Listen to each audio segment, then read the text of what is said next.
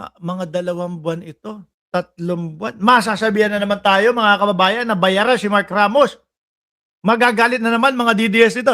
Siyempre lalo na kapag kaganyan, impeachment. No? Isang buong nakatutok ang mamamayang Pilipino dyan. Bakit po? Gusto nila na makita ang katotohanan at nangangati yung ilong ko. Gusto nila na malaman kung talaga bang nilusta yung pera, mga boss chief amo sir, ng vice-presidente. Tsaka ipapaliwanag pa nila dyan yung sinasabi ng vice-presidente na hindi niya pinagbantaan ang buhay ni Pangulong Bongbong Marcos, asawa niya at nung pinsan. Ngayon mga bossing, dakuin natin ng mabilis po. Ito pong si Pulong Duterte. May ineebaso mga kababayan, agagalit to kay Pangulong Bongbong Marcos. Itong si Congressman Pulong Duterte. Aba, statement daw po ni Paulo Duterte, Mr. Bangag, hindi na sana ako magsasalita. Magsalita ka. Para may vlog kami, para may ipapaintindi kami sa mamamayang Pilipino at para may aanuhin kami at re-reaksyonan. Sabi dito, Mark, pakisabi sa Senado na asikasuhin yung universal pension. Sabi ni Ma'am Carmen Pascual, siguro po, no? Para doon sa mga kababayan natin. Mr. Bangag, hindi na sana ako magsasalita. Matagal nang tanggap ng maraming Pilipino na kahit sa sariling administrasyon mo, marami pa ring tanong tungkol sa direksyon at kalidad ng governance na ipinangako mo. O sabi naman ng Pangulo, ipapakulong yung mga nandambong sa bayan, yung mga nagnakaw sa bayan. Medyo na-delay ng konti, pulong, pero nangyari. Nandoon na nga sa oblo si, ayan, umahanga ako kay Senator Revilla.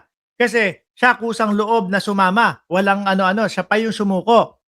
Hinarap niya. Yun lang. Pero kung siya ay guilty o absuelto, wala pa tayo doon. Yung paghanga ko ay yung sama ng maayos at pagsuko ni Bong Revilla. Tapos si Jinggoy, eto na. Tapos susunod, si Boy Dila. Di ba mga kababayan? Romel Snoop, shoutout sa iyo. Natutupad naman ng Pangulo, nadidelay lang ng konti. Pero dahil ikaw mismo ang nagsalita na parang napakarami mong naitayong reforms na maaaring sirain ng iba, kailangan ding may magtanong ano ba talaga ang mga reformang iyon. Malapit na naman ang SONA mo. Baka pwede mong isa-isahin ng malinaw ang mga nagawa mo na ramdam ng ordinaryong Pilipino, hindi yung puro English buzzwords, no? Bagong slogan at scripted applause mula sa mga kongresistang nakapila para sa mag-standing ovation. Ang gustong marinig ng tao ay resulta, hindi produksyon. Tado ka, Pulong. Diyan pa nga lang sa mga pagpapakulong at doon sa pagsisimot ng mga corrupt na mga government official, ayan na lantad na sa mamamayang Pilipino. Mga pabahay, yung mga bagong ipinapatupad ni Pangulong Bongbong Marcos. Ano pa ba? Ako araw-araw, sige, sa mga magtatanong sa akin, ano ang nagawa? Araw-araw, isa-isahin nyo yung mga vlog ko. Laging nagsisimula yung vlog ko sa magandang balita. Laging nagsisimula doon sa mga proyekto ni Pangulong Bongbong Marcos. Manood ka, Pulong, para alam mo, no? Para hindi nasasagot sa iyo ang Pangulo. Nonsense na ba sumagot sa inyo? Di ba, Ma'am Elena Garcia at Mabel Quinjo? Kaya nakapagtataka na ngayon ay parang gusto mong palabasin ikaw lang ang may ambag sa mandato na ibinigay ng taong bayan instead of worrying about who might undo your legacy. Perhaps the bigger question is whether there is a legacy that Filipino can genuinely point to beyond speeches, slogan, and photo opportunities. Ang tatatak sa iutak, isipan ng mamamayang Pilipino, gobyerno ni Bongbong Marcos ang nagpakulong doon sa mga hindi maipakulong ng gobyerno ng tatay mong nasa oblo. No? Kung matatandaan nyo, nakaupo pa ang dating Pangulong Duterte, nakaganon. No? Sabi niya, dyan sa DPWH, mga ghost project, mga substandard project, madaming mga corruption na nangyayari dyan. Hindi man yun yung mismong mga kataga o words na ginamit ng dating Pangulo, pero ganun ho ang kahulugan, mga kababayan. Anong ginawa? Ano nangyari? Sinolusyonan ba ng dating Pangulo? Wala. 6 na taon. Sinabi lang, at least sinabi sa mamamayang Pilipino. Pero kay Pangulong Bongbong Marcos, the moment na nalaman ni Pangulong Bongbong Marcos, bumabaha sa buong Pilipinas, nagtaka. Akala ko ba 13,900 yung mga flood control na ipinagawa ng dating administrasyon? Nasaan na ngayon yun? Addictus Rex. Bakit wala? Kaya ang ginawa ni Pangulong Bongbong Marcos, pinaimbestigahan, pinaalam. Sino yung mga kontraktor na mga